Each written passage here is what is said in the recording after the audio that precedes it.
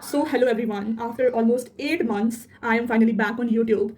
And क्यों इतना time लगा एक वीडियो आने में इसके बारे में मैं नेक्स्ट वीडियो में बात करूंगी. So basically, this is not just another study blog. Today I want to talk about something that made me stop and think. That is Sonam Wangchuk sir fight. So after months away from YouTube, I didn't know actually what to post. ठीक है, मतलब इस phase में तो सच में कुछ समझ नहीं आ रहा था. अभी नीट का पेपर लीक हुआ एंड ऑल नहीं समझ में आ रहा था, to be very honest. But मुझे इस बारे में बात करना है. मेरे पास भी बहुत सारे पॉइंट्स हैं टू मेंशन हियर. मतलब like seeing students like me raising their voices reminded me why I started this channel in the first place. First of all, I would really like to talk about Sonam Wangchuk sir, and what he is doing for us in today's time is uncommendable. वैसा सच में कोई नहीं कर सकता यार. मतलब इतने time से he is on hunger strike. इस तरीके के आदमी he is on hunger strike. ये बहुत बड़ी शेमफुल एक्ट हमारे कंट्री के लिए है. Will have to accept it. First of all let me tell you who is Sonam Wangchuk sir. Basically इनके बारे में ना, ये प्रोटेस्ट के पहले ये मैं भी ऑनेस्टली आपको बता रही हूँ, मुझे भी इतना इनके बारे में पता नहीं था. पता था that he is a scientist, he has done a lot for this country, but इतने एक्सटेंट पे ही हैज़ डन, इतने ऊपर है ये. मतलब literally like Sonam Wangchuk sir is an Indian engineer, innovator, educator, reformer and environmentalist and climate activist from Ladakh. मतलब उसके बाद लाइक लद्दाख में उन्होंने ऐसा स्कूल खोला है जहाँ पे हम जैसे मतलब नॉर्मल स्कूल में अगर कोई बच्चा नहीं पढ़ रहा होता तो उसको हम एक फेलियर का टैग दे देते हैं. He founded the students educational and cultural movement of Ladakh, that is SECMOL, an alternative education system that helps students who struggle in conventional school. He has actually developed low-cost technology suited to the Himalayan region, including the ice stupa जिनकी हम photos आजकल देख रहे हैं. And basically it is an artificial glacier that stores winter water for use during spring season. मतलब क्या क्या इन्होंने नहीं कर रखा है. He has received several national and international awards for his work in education and sustainable development. And आज in today's era we are seeing him on hunger strike. उनकी हालत ऐसी हो रखी है, वो देखकर अगर हम उन ये सब चीज़ों पे अगर हम चुप हैं तो सच में it is the act of and cowardness. ये एक कायरता का है symbol. And to be very honest, 3 Idiots जो मूवी निकला, वो मूवी को बहुत लोगों ने पसंद किया है. उसमें जो फुनसुक वांगडू का जो रोल किया है आमिर खान ने, he is actually that character is actually inspired by our dearest Sonam Wangchuk sir. मतलब commendable work he has done. And after all these, a gem of a person like him is on hunger strike for almost 20 days. मतलब these kind of phase for our country is actually the darkest and horrifying phase which we are seeing right now. So यार मतलब, और सबसे बड़ी बात, सबसे the worst thing is the running government is not holding any kind of accountability for it. मतलब हम 9th-10th में मतलब हम 9th-10th में बेसिकली पढ़ते हैं इस चीज़ को कि एक डेमोक्रेटिक कंट्री का, एक डेमोक्रेसी का क्या क्या फीचर्स होता है. सब we have read there. Accountable government होनी चाहिए, मतलब जवाबदेही होनी चाहिए. आपको पब्लिक को सुनना पड़ेगा कि पब्लिक का क्या कंसर्न है, क्या प्रॉब्लम है. आपको उस पर साइलेंट नहीं रहना है, आपको जवाब देना पड़ेगा. और अब ये आप क्या चला रहे हो, आप क्या डिक्टेटरशिप चला रहे हो, क्या कर रहे हो. And to be very honest, this is the new India. Youth are not youth इस देश के ना, वो बिकाऊ नहीं है लाइक मीडियाज की तरह, ठीक है.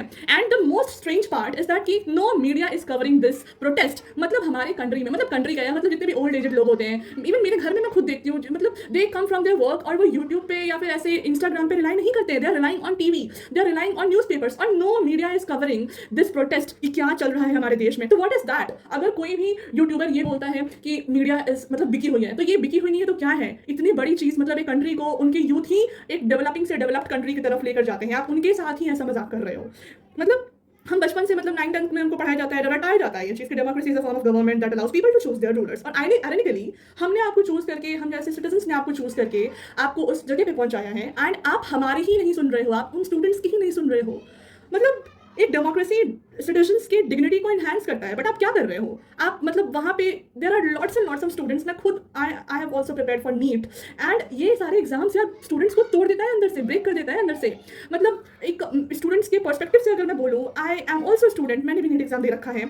ये मेंटली आपको ब्रेक करता है. फिजिकली अगर कोई बच्चा बीमार पड़ गया 1 साल, तो वो मान लो 2-3 महीने बीमार पड़ गया, तो बेचारे का 1 साल का प्रिपरेशन लैप्स होकर उसके नीट का एग्जाम खराब होता है, फिर वो दोबारा नीट का प्रिपरेशन करता है और आप नीट की पेपर लीक कर देते हो. क्या ऐसे बच्चों पे, मतलब उनके मेंटल हेल्थ पे ये क्या असर डालेगा? बच्चे अभी ये इतने टेंडर एज में 18, 17, 21, 20, 22, मतलब इतना ब्रेन हमारा उतना मिच्योर नहीं होता. अगर आपको इतना ही मिच्योर ब्रेन चाहिए कि बच्चे को समझदार बनाना, आप एक काउंसलिंग बॉडी बना दो.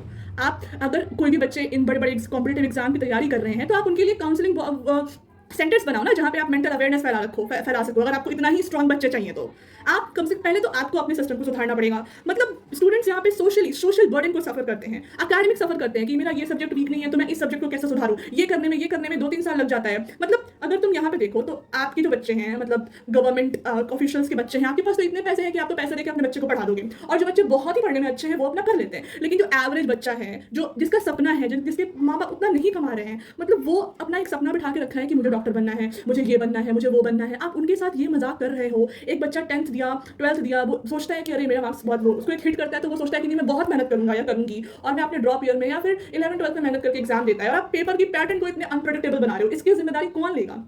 Who will actually take the responsibility of these things? आप नहीं लोगे तो कौन लेगा? एजुकेशन सिस्टम तो आपके हाथ में है ना, हमारे हाथ में तो नहीं है। मतलब इतने नंबर ऑफ अटेम्प्ट्स बच्चे देते हैं कि इस साल हो जाएगा, इस साल हो जाएगा। पेपर का पैटर्न कभी नीचे होता है, कभी एकदम हाई कर देते हो, एडवांस लेवल की कर देते हो आप। मतलब ऊपर से जो बच्चे बेचारे बार बार, जिनको आप अभी जो पेपर आपने लीक करा है, जिनके फैमिली में फाइनेंशियल कंडीशन ठीक नहीं है, वो उनको ट्रैवल करना होता है यहाँ से वहाँ जाओ। मतलब इतने सारे प्रॉब्लम के साथ एक बच्चा एक स्टूडेंट एक एग्जाम के लिए, इतने बड़े एग्जाम के लिए प्रिपेयर कर रहा है, और ये एग्जाम का ऐसा मजाक आप लोगों ने उड़ा दिया है, ये एक्सपेक्टेड इस कंट्री में नहीं था।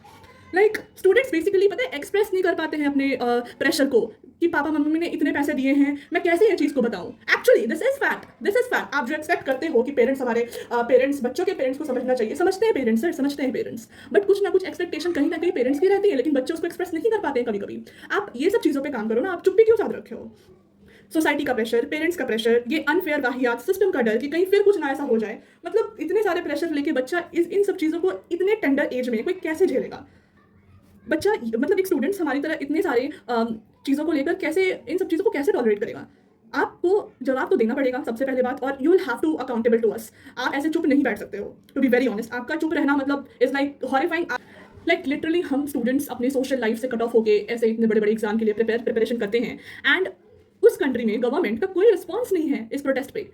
मतलब हम, और अगर कोई बोले भी तो इस पर एंटी नेशनलिज्म का टैग लग जाता है कि ये एंटी नेशनलिस्ट है। मतलब एक स्टूडेंट्स यूथ का आप नहीं सुन रहे हो, इससे बड़ी हॉरिफाइंग चीज़ क्या हो सकती है इस देश की, इस country. And at last I want to say that silence is not the option. You will have to accountable to us. आप क्या टेक है आपकी, हमें भी सुनना है कि आप क्या सोचते हो, and whatever is our demand you will have to fulfil this. So before I end this video, I want to say one more thing. A lot has changed in my life during this time. Some dreams changed, some plans changed, and I learned that sometimes the hardest decision is to let go and start again. Because आप एक ही exam के लिए आप 3-4 साल 5 साल prepare करते हो, और आपका क्या होता है ना कि आप उस एग्जाम से इमोशनली कनेक्ट हो जाते हो। सो इस डिसीजन को छोड़ने में थोड़ा सा थोड़ा टाइम लगता है। So this video is not just my comeback, it's the beginning of a completely new journey. And what's the journey? You will find out very soon. So I will see you in the next video. Thank you so much.